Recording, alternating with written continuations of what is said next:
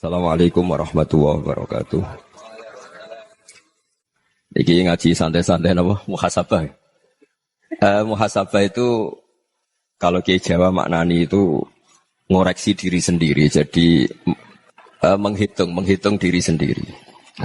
Ini pas bidang yang saya tekuni tadi karena Habib Ahmad yang minta kemarin sama ibu siapa dari Indonesian Power itu. Ibu Lia, saya turutin sekaligus saya sambil belajar terus tentang muhasabah. Dalam konteks Indonesia, muhasabah itu sudah jadi perilaku ya. Karena dulu orang tua saya, guru-guru saya kalau ngandani itu, bayangkan kalau kamu jadi dia. Jadi misalnya kita mentang-mentang atasan, otoriter sama bawahan. Bayangkan kalau kamu jadi yang bawahan itu kayak apa? Laukun tamakanah, kalau orang Arab bilang, bayangkan kalau kamu di posisi dia. Makanya guyonannya orang-orang Indonesia itu kan orang ngaramkan judi gitu, bareng dikasih tahu. Tapi yang menang anak jenengan, alhamdulillah. Ternyata ngaramkan itu karena ada anaknya. Kalau anaknya yang menang ya seneng. Meskipun itu guyonan, tapi saya punya padanan itu dalam kitab Hikam.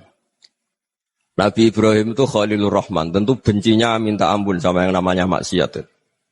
Suatu saat beliau diterbangkan di alam malakut. Itu kalau di Hikam saya halaman 15 juga. Saya masih ingat betul. Mungkin kalau Anda beda halaman karena beda cetakan. Setelah diterbangkan di alam malakut, diperlihatkan sama Allah. Ada orang pezina, ada orang syaribul khomri, ada orang mabuk, ada orang macam-macam.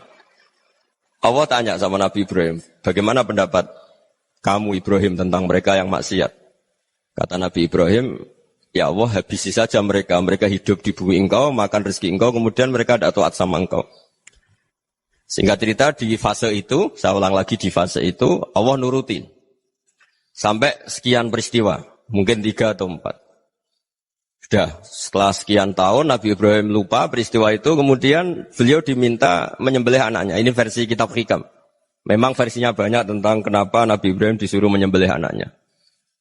Ketika mau menyembelih anaknya, Nabi Ibrahim ragu. Huwa samratu fuadi. Anak saya ini buah hati saya, kenapa engkau suruh menyembelih?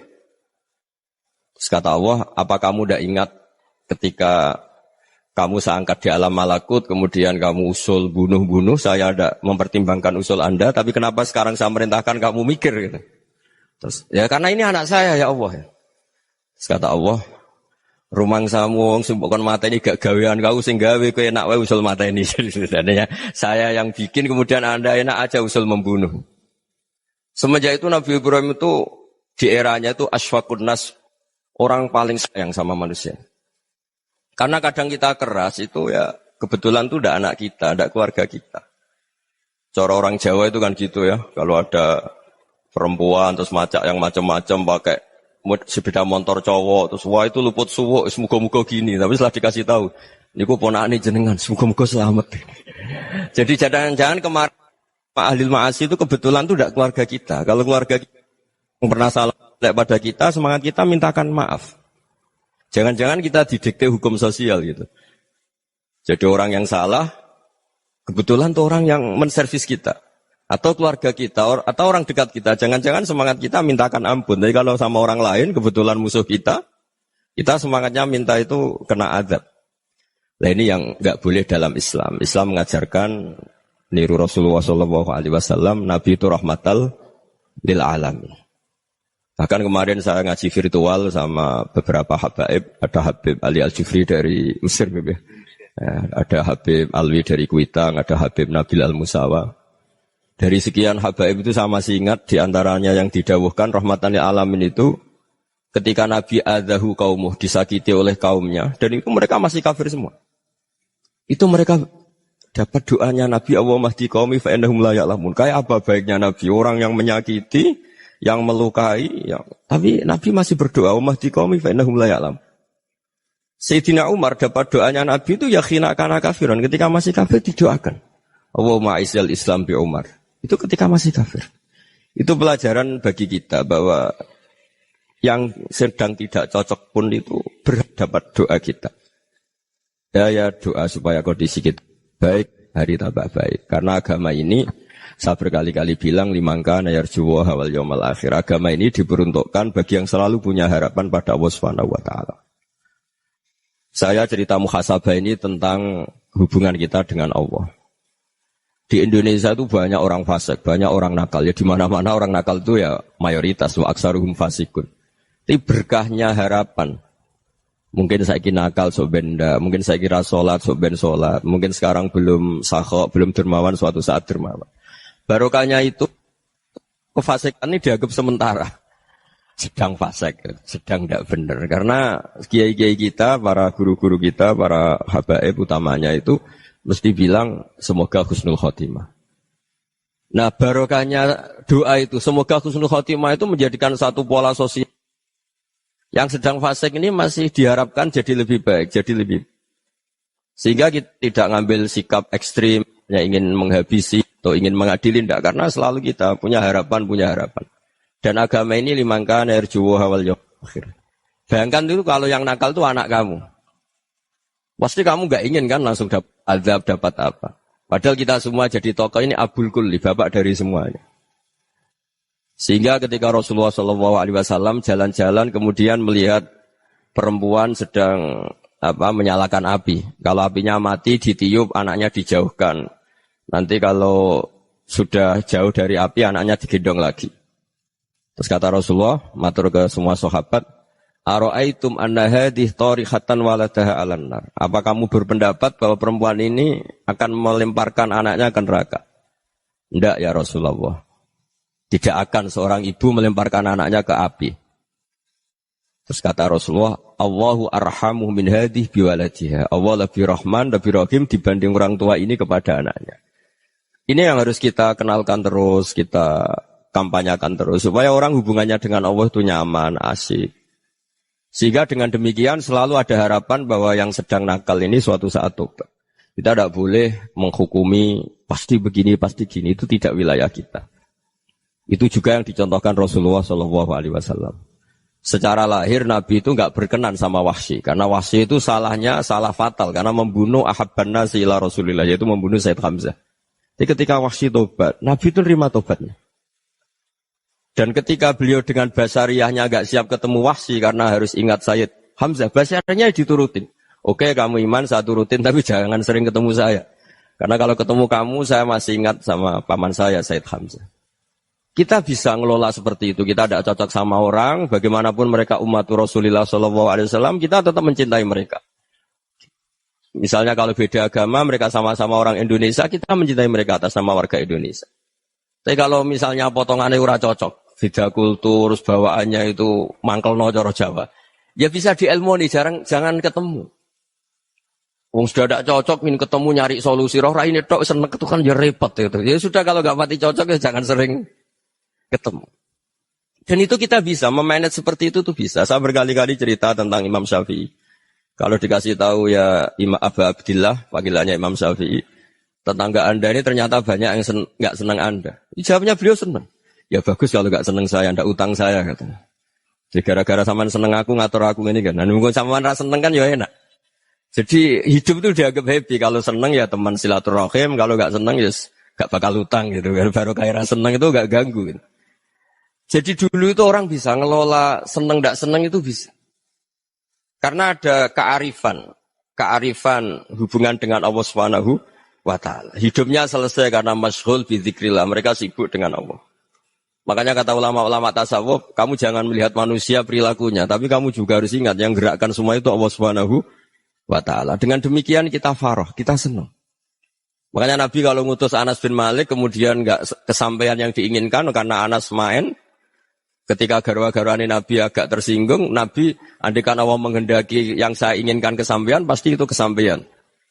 Jadi dianggap kegagalan Anas gak manggil yang dituju Nabi itu ya kersane Allah ya enteng saja. Sayyidina Ali lebih parah lagi yang dialamin. Itu dalam beliau kalau dipanggil itu gak cepat-cepat ke sana. Ketika ditanya, kenapa kamu tak panggil gak cepat ke saya? Amin tu ukubatak. Karena aku tahu engkau orang baik. Orang baik itu pemaaf. Jadi makanya orang-orang soleh dulu itu bodoni itu. Makanya sekarang kalau ada orang bodoni itu mesti beda orang soleh. Kalau orang-orang soleh itu kakean husnudzon lagi sering dibodonin. Abdullah bin Umar itu masyhur itu. Kalau ada budaknya sering sholat, sergap sholat itu dimerdekakan. Akhirnya enggak sholat pun pura-pura sholat. Akhirnya juga dimerdekakan. Ketika ditanya, kenapa engkau merdekakan? Padahal mereka sholatnya menipu engkau, kata pembisik-pembisik itu. Man khoda'ana lillah in khoda'na lah. Dia nipu atas nama Allah, berarti saat tertipu juga atas nama Allah. Enggak masalah dong, semuanya demi Allah Subhanahu wa ta'ala. Jadi ketika kita ketemu mensifati Allah Ta'ala itu ghafir. Allah pemaaf. Jangan kamu enggak fair untuk diri kamu nyifati Allah ghafir, pada orang lain Allah kamu sifati syadidul iqab. Jadi Allah kamu atur, kayak MC tadi ngatur saya. Jadi Allah itu apa? Kalau pada saya ghafir, kalau pada musuh saya syadidul iqab. Itu enggak fair. Kalau Anda punya harapan kepada Allah karena Allah Rahman Rahim, Allah ghafir, sebenarnya Allah pada musuh kita ya bisa saja Allah ghafir, bisa saja Allah Rahman Rahim. Sehingga kita melihat orang lain yang kita tidak cocok itu ya enteng saja. Itu min ummati Rasulillah sing tanaluhu syafa'atuh, tanaluhu sa'atu rahmati, tanaluhu fair. Jangan dengan kita kayak mesti dapat rahmat. Jangan orang lain kayak Allah pasti syadidul iqab. Itu tidak boleh. Sehingga ketika ada orang Badui, singkat cerita orang Badui ini kencing di masjid. Semua sahabat membentak dia. Yang enggak bentak hanya Nabi tok. Saking mangkelnya orang ini karena semua sahabat bentak kecuali Nabi. Setelah dibenarin Nabi, terus Nabi nyuruh sobu ali dhanuban min ma'in. Setelah disucikan masjid itu, dia berdoa keras sekali. Allahumma arhamni wa Muhammadan wa la tarham ma'ana ahadan. Ya Allah, yang berhak dapat rahmatmu hanya saya dan Nabi Muhammad, yang lainnya jangan. Karena yang lainnya itu jengkelin, gitu aja saya salah dimarah-marahin gitu. Jadi kalau kamu doa terbatas ya kayak orang Bedui ini, kayak orang Arabi. Apa kata Nabi? Laqad tahajjarta wasi'an. Allah yang rahmatnya luas menjadi kamu sempitkan. Karena kamu mau atur Allah hanya Rahman pada Indonesian Power, pada NU, pada kita yang orang lain nggak perlu dapat. Itu kan kasihan Islam karena Islam terus nggak dimiliki semua orang. Allah nggak dimiliki semua orang. Rasulullah nggak dimiliki semua orang karena dipek NU, dipek ormas tertentu, dipek nggak boleh seperti itu. Nggak boleh takhasyar tawasian kata Nabi, nggak boleh mempersempit zat yang rahmatnya itu luas. Ini semoga etika ini kita pakai di Indonesia. Yang sedang fase kita harapkan lebih baik. Yang sedang nggak dapat hidayah kita doakan dapat apa? Hidayah. Masyhur kan, makanya tadi saya mohon sama Habib Ali supaya Habib Ahmad supaya tetap mahalul qiyam, tabaruk sama Habib Ali. Di antara doa-doa di Simtu Duror masyhur itu antuqa bilal mudhniba minnah bil ghufran wal musi'ah bil ihsan. Jadi harapannya para habaib, para orang-orang baik dulu ya, semoga yang dosa itu dimaafkan, yang sedang salah dibuka, bikin lebih baik. Nabi itu tugasnya juga gitu. Wastaghfir li dzambika walil mu'minina wal mu'minat. Nabi itu tugasnya juga memintakan ampun yang sedang salah. Nah ini cobalah jadi etika kita, muhasabah kita. Jadi muhasabah itu cara berpikir kita set, kita pikir ulang. Ternyata semangatnya seorang Nabi itu wastaghfir li dzambika walil mu'minun. Semangatnya itu memintakan ampun. Orang ahli tafsir tahu semua kalau Nabi itu tidak mungkin dosa. Jadi itu khitabun Nabi wa urida bihi ummatu, itu khitab Nabi, tapi yang dimaksud itu umatnya karena Nabi tidak akan mengalami dzambun, tidak akan mengalami dosa. Sekarang enggak, kadang-kadang kita ini kalau orang lain salah itu semangat.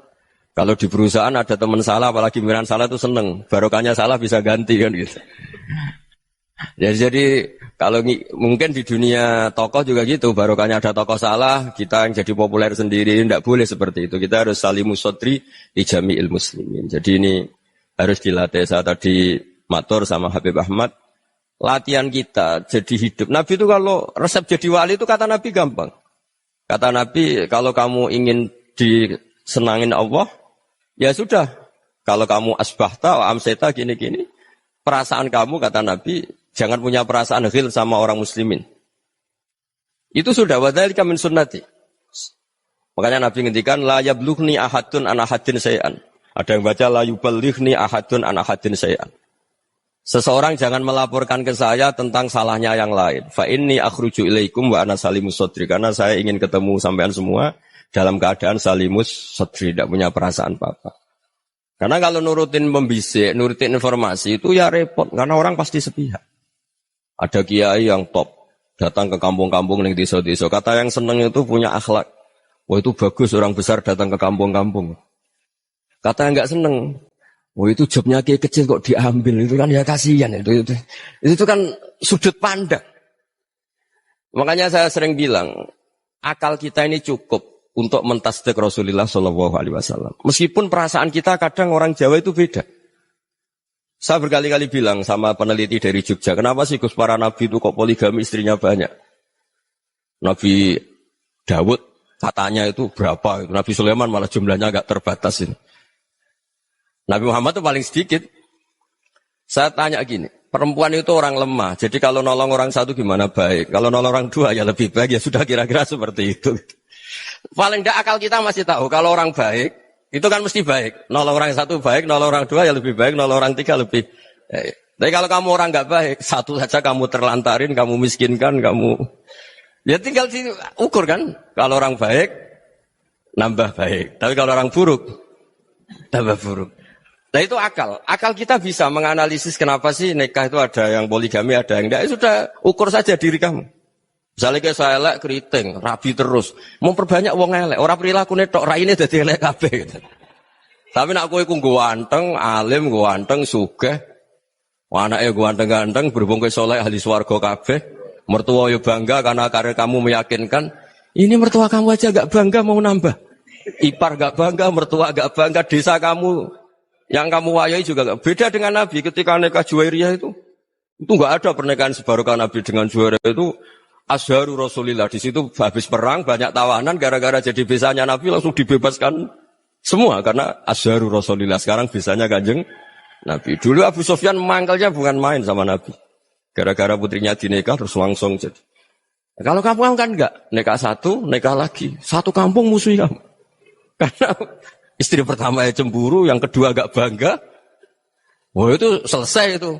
Di dunia wal akhirah.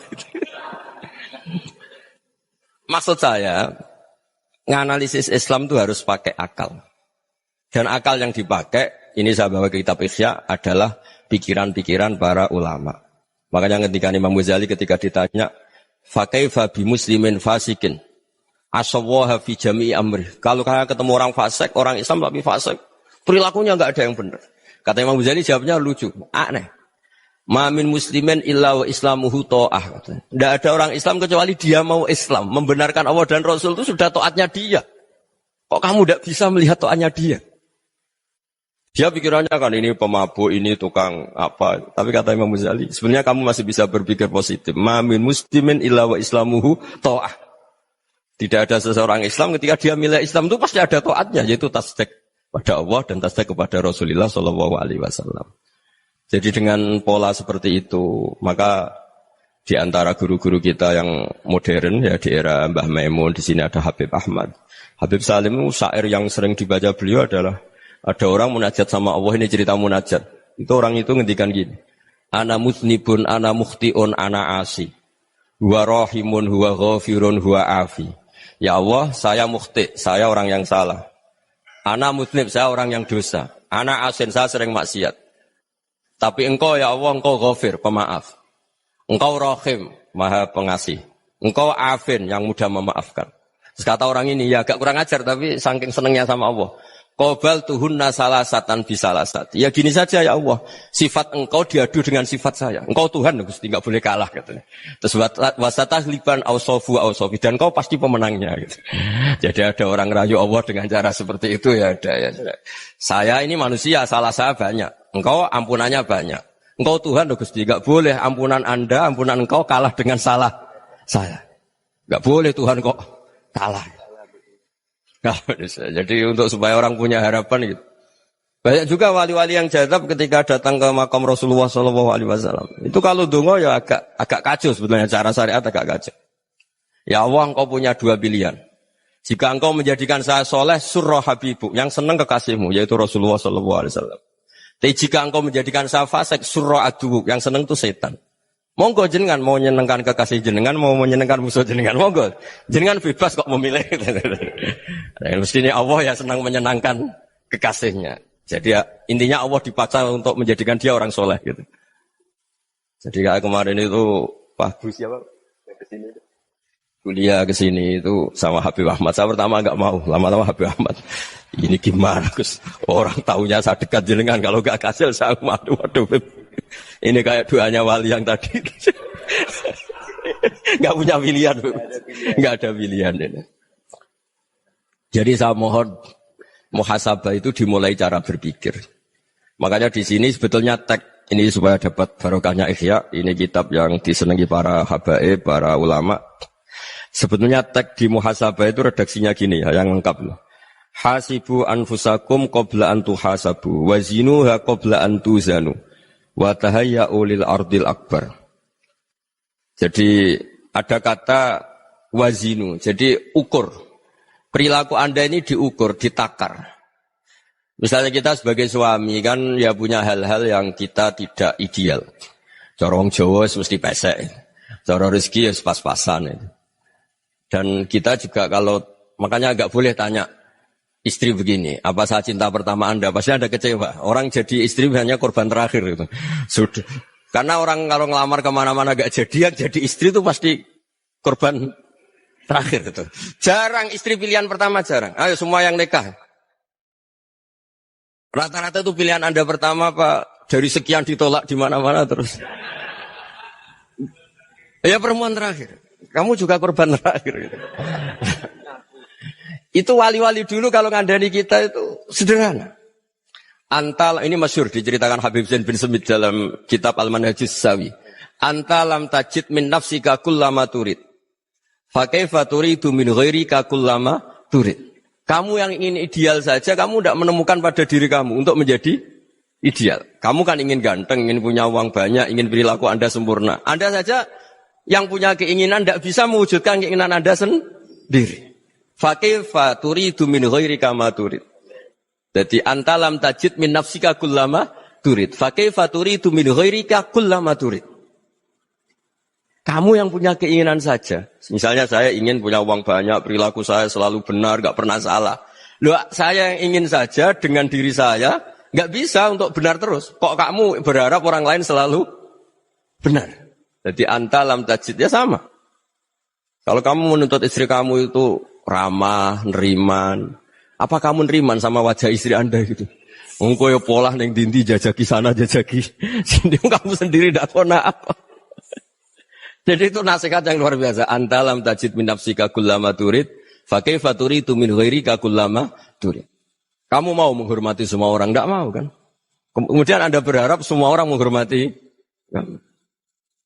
Kamu tidak ingin kan orang lain semua menghujat kamu. Sementara kamu enak aja menghujat orang lain. Makanya Rasulullah SAW luar biasa ketika bikin kaidah sosial. Apala yu'minu ahadukum hatta yuhibba li akhihi ma yuhibbu li nafsi. Jadi kalau ukuran iman itu sederhana. Kalau sesuatu itu baik, nyaman bagi Anda, ya bayangkan itu pada teman Anda. Misalnya Anda bangun tidur sudah acak-acakan, nggak punya uang, utang jatuh tempo, kan nggak ingin ketemu orang. Ya kamu jangan bertamu ke jenis ini karena kalau dengan kamu yang alami juga nggak siap ketemu orang. Makanya ada Habib Alim itu dilapuri sama seseorang. Beb, dulu teman saya itu ketika saya kaya itu sering main ke saya. Setelah saya miskin, mereka tidak main ke saya. Kata Habib itu, bagus, sunnah Allah begitu tuh bagus. Coba kalau kamu dulu kaya, teman kamu main kan kamu gaya. Di rumah ada makanan, bisa hormat tamu.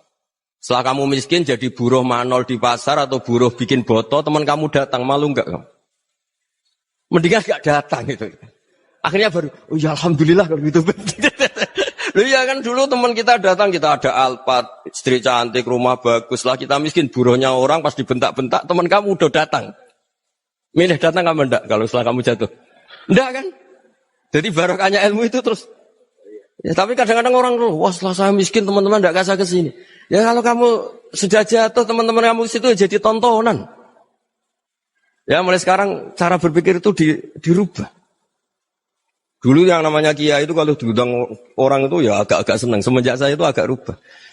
Mengundang kiai, ngatur kiai itu tak haram-haramkan ya ada lumayan lah sekarang itu sudah mulai agak beretika. Dulu itu ngundang tuh tanggalnya ditentukan, jamnya ditentukan. Enggak mikir apa kiai saat itu nganggur, enggak. Punya wadifah, enggak. Dia milih tanggal yang dia nganggur, enggak mikir pas itu kiainya nganggur apa. Enggak. Ya saya hanya cerita aja, kamu tersinggung ya monggo, boten ya monggo itu kan. Jadi saya mohonlah supaya tadi saya juga matur ke Habib Ahmad. Jadi untuk orang merasa ikut sunnah Rasul itu gampang sekali kata Sayyid Muhammad. Dulu Nabi berpakaian ala daerahnya. Kalau mikot ya pakai mikotu baladi. Karena Nabi orang Madinah dan beliau berdomisili di Madinah ya misalnya mikotnya dari Bir Ali misalnya. Tapi kalau Anda orang kawasan Tanim mau umrah ya dari Tanim. Misalnya kawasan Jirona ya dari Jirona. Artinya apa? Kamu ngambil mikot karena Nabi mikot misalnya dari Bir Ali. Bukan berarti kamu harus seperti Nabi di Bir Ali, kamu orang Mekah, misalnya kamu orang Tanim, orang dia harus dari mikotu apa? Baladi. Sama, makanya di fikih-fikih itu kalau tahnik anak, Nabi orang Arab, halawiyatnya kurma ya kurma. Kalau orang Jawa sedegan, semua podo-podo. Ya, podo-podo manis. Jadi ini tabaruk sama Sayyid Muhammad, ini ada murid beliau, Habib Ahmad, saya baca. Supaya orang itu merasa ikut Nabi itu gampang sekali. Ini saya baca ya di halaman tadi, disaksikan Habib Ahmad 433 di kitab apa begini? Manhajus Salaf fi Fahmin Nusus. Itu kata Sayyid Muhammad wa kanat sunnatu Rasulillah annahu yat'amu ma yajiduhu fi ardi wa yalbasu ma yajidu wa yarkabu ma yajidu mimma abahu wa ta'ala. Faman istamala ma yajiduhu fi ardi fa huwa al-muttabi' lis sunnah. Kama annahu hajjal baita min madinati. Faman hajjal baita min madinati nafsi fa huwa al-muttabi' li sunnah. Wa illam takun hadhil madinatu tilka. Jadi intinya misalnya Nabi dulu itu ngasih sedekah kepada fakir miskin ya pakai dinar, dirham. Ya kalau orang misalnya sedekah pakai rupiah ya sudah ikut sunnah Nabi. Jangan, lo Nabi pakai dinar loh, kamu kok pakai rupiah. Dulu dinarnya Nabi udah ada tulisannya Bank Indonesia, kamu ada tulisannya Bank. Ya tidak ada seperti itu. Ya jadi misalnya Nabi sedekah pakai tamar atau pakai al-aqid, ya kita pakai beras, pakai apa. Supaya orang tuh, bahwa Rasulullah itu milik kafatal linnas, milik semuanya. Sehingga merasa ikut sunnah Nabi itu ya semuanya. Makanya dulu Mbah Mun kalau motivasi saya supaya bombong, kalau orang Jawa bilang bombong. Wong Jawa mesti ono wong alim. Beliau menyontohkan mas itu Mbah Fadol, Senori, Mbah Ihsan Jambes. Itu bisa ngarang-ngarang kitab luar biasa, padahal beliau bukan orang Arab. Imam Sibawai itu orang Persia, Imam Ghazali orang Tus itu juga ikut Persia. Kata Imam Mun, wong sing ora Arab lah mesti untuk jatah alim kata beliau. Karena Nabi itu diutus kafatal linnas. Nah ini kalau orang yang alim itu Arab tok, berarti tidak ada perwakilan dari Afrika, dari Asia Tenggara, dari mana-mana. Makanya karena Nabi statusnya itu kafatal linnas. Jadi kita harus bangga sebagai Muslim, sebagai orang Indonesia karena misalnya Wali Kutub. Dulu terkenalnya hanya ada di Yaman, di mana. Ternyata pernah ada juga di Indonesia dan seperti Habib Abu Bakar Segaf Gresik. Jadi ya artinya kan tetap orang Indonesia meskipun beliau zuriyah Rasul kan ya sudah orang apa? Orang Indonesia. Zuriyahnya Habib Ali Simtuduror sekarang di Solo. Jadi Indonesia juga dapat alawin banyak dari Sadatin al-Alawin juga banyak. Jadi saya mohon barokahnya ngaji seperti ini. Melihat orang lain tuh gampang, bayangkan tuh kalau anak kamu. Makanya Nabi, nanti kalau nggak percaya lihat di Hikam nomor 15 di kitab saya itu. Di situ dijelaskan oleh Hikam, jangan-jangan semangat Anda pada orang yang maksiat, pada orang yang keliru supaya dihukum itu karena kebetulan itu udah anak Anda, itu udah keluarga Anda. Coba kalau itu keluarga Anda. Makanya kalau saya guyonan di Jogja itu, ada pembantu mecahkan piring terus dimarahi majikannya. Saya mesti guyon gitu, pasti itu pembantunya tidak cantik. Kok bisa Gus? Andai kan cantik dan kamu senang mecahno piring satu, piring 1000 ora iso ngamuk kowe. Ternyata ngamuknya tuh karena mecahkan piring apa karena plus tidak cantik? Coba jawab para lelaki ini. Kamu marah sama orang maksiat tuh karena maksiat karena plus itu udah anak Anda. Bayangkan kalau itu anak Anda. Itu hebatnya Rasulullah SAW. Karena kita yang salah pun kadung umatnya, Nabi tetap ngasih fasilitas syafaati li ahlil kabair min ummati. Kayak apa baiknya Nabi? Tidak ikut maksiat tapi ikut fasilitasi ngasih syafaat. Loh kalau li ahlil ibadah kan wajar. Nabi ketika ini syafaati li ahlil kabair min ummati. Ya karena tadi logika yang dibangun Rasulullah itu logika yang luar biasa. Kita semangat orang lain kena hukuman itu karena kita tidak punya ra'fah, tidak punya rahmah. Coba kalau Rasulullah yang bil mu'minina ra'ufur rahim, semangatnya itu mendoakan supaya tobat, mendoakan diampuni. Dan itu juga yang diperintahkan oleh Allah Subhanahu wa taala, wastaghfir li dzambika walil mu'minina wal mu'minat. Ya semoga barokahnya ngaji ini, barokahnya Habib Ahmad, barokahnya Maulid Simtud Duror, barokahnya semua kitab Madaih, Tiba Berjanji semuanya, barokahnya Ikhya, barokahnya Said Muhammad, barokahnya guru kita semua, Mbah Maimun, bapak saya. Kita ini ngikuti manhaj, ya, ngikuti apa? Manhaj. Saya sering didhawuhi Mbah Mun, kenapa ihdinas siratal mustaqim bukan siratoka? Bukan jalan engkau ya Allah. Karena Allah itu enggak bisa kamu tiru. Allah itu tidak tidur, tidak makan, tidak kesel, tidak capek. Yang bisa ditiru itu siratal ladzina an'amta alaihim. Yang bisa ditiru manusia ya niru manusia. Karena Allah itu tidak bisa ditiru. Makanya ihdinas siratal mustaqim siratal ladzina. Dan niru siapa? Niru guru-guru kita. Termasuk niru cara pandang. Jadi misalnya ada orang awam di rumah itu hanya delok reng, delok tikus liwat, itu kan kayak nganggur. Ora tahajud malah mendelok reng. Melihatnya jangan gitu. Huwa tarokal ma'asiyah. Dia di rumahnya ndak dugem, ndak kemana-mana. Dia berarti malam itu tarkul ma'asi. Tidak nyopet, tidak garong, tidak ke tempat maksiat. Susahnya apa sih husnudzon? Jadi jangan lihat huwa tarkut tahajud, huwa tarokat tahajud, wa taroka qiyamal lail. Oke ya, namanya orang begitu ya tidak tahajud, tidak qiyamul lail. Tapi susahnya apa sih kamu bilang huwa tarokal ma'asiyah. Dia juga meninggalkan maksiyah. Dan tarkul maksiat itu ibadah. Supaya orang tuh gampang lah husnudzon sama orang muslim. Ini orang mukmin, orang yang luar biasa. Di mata Allah itu orang yang luar biasa. Kayak tadi Imam Ghazali, kalau saya ketemu orang muslim kemudian dia tidak pernah baik, gimana? Kata Imam Ghazali, ma min muslimin illa wa islamuhu ta'ah. Tidak ada orang Islam ketika dia mentasdihkan Allah dan Rasulullah, berarti dia juga punya taat. Ya ini latihan saja, sing iso nglakoni Habib Ahmad kula namung cerita mawon. Kula cerita secara akademik, saya punya kitab, saya baca dan alhamdulillah kita paham barokahnya para guru dan supaya terbiasalah. Sebaik-baiknya ibadah husnudzon billah wa husnudzon bil mu'minin. Soal tidak cocok ya diilmoni tadi ya, namanya enggak cocok ya jangan sering ketemu. Seperti Rasulullah SAW, beliau karena sangat mencintai Said Hamzah, ketemu orang yang pernah begitu sama Said Hamzah, ya beliau secara basyariah tidak siap. Tapi beliau secara cara bahasa sekarang, secara profesional, kalau beliau seorang nabi dan harus menerima tobatnya siapapun, ya diterima. Saya meskipun dengan A, B gak cocok karena dia begini-begini sama saya, tapi saya ingat dia sholat, dia baca sholawat, dia mencintai Rasulullah. Ya kita hormat. Ya soal gak cocok ya di manage tadi ya. Zuruhiban tasdid huban. Kalau gak pati cocok ya jangan sering ketemu bawaannya enak nanti. Ya semuanya itu diilmoni lah. Makanya ngendikane Ma'ruf Al-Qurhi ada yang baca Al-Kharki, mangqala fil yaumi salasa marrat aw marham ummata Muhammad kutiba minal abdal. Karena semangat mencintai siapapun satu hari sering baca marham ummata Muhammad, wa asli ummata Muhammad, wa tajawaz an ummati Muhammad. Itu mesti kutiba minal abdal. Dia pasti termasuk wali abdal. Maksudnya semangat mencintai. Ya dilatih lah. Misalnya Indonesia Power atau PLN, andai kan tidak ada PLN itu kayak apa? Orang nggak bisa ngaji, tidak bisa aktivitas. Ya barokahnya ada PLN, barokahnya jasanya. Kita sadar, tidak semua kebaikan kita ini memenuhi keinginan orang banyak. Orang banyak ingin listrik, ingin saluran apa. Dan itu kadang yang mewujudkan orang lain atau kelompok lain. Ya karena itu manfaat ke orang lain ya kita doakan. Karena khairunas anfa'uhum linnas. Sehingga kita terbiasalah ngakui orang lain. Seperti semangatnya Rasulullah SAW, semuanya itu didoakan, semuanya diinginkan kebaikannya. Bahkan Nabi gak putus asa sampai di akhirat. Ketika Nabi lain sudah putus asa karena sudah akhirat, sampai dimintai syafaat semuanya bilang nafsi, nafsi. Karena merasa semuanya gak punya nyali di depan Allah. Karena ini sudah akhirat, sudah finish. Tapi apa Rasulullah? Analah. Ya sudah, saya sanggup mensyafaati kalian. Terus kata Nabi, fa'atiyal arsya.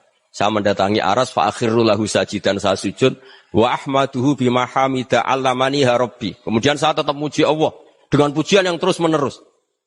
Padahal sudah di akhirat sudah finish. Nabi dimintai syafaat masih sanggup karena Nabi tahu akhirat tidak bisa mendikte Allah, tidak bisa Allah terus bilang, "Ya Allah ini akhirat loh, engkau sudah tidak boleh mensyafaat." Tidak bisa. Allah tidak bisa diganggu akhirat. Allah tidak boleh dibatalkan rahmannya oleh akhirat. Allah tetap Rahman Rahim abadal abad.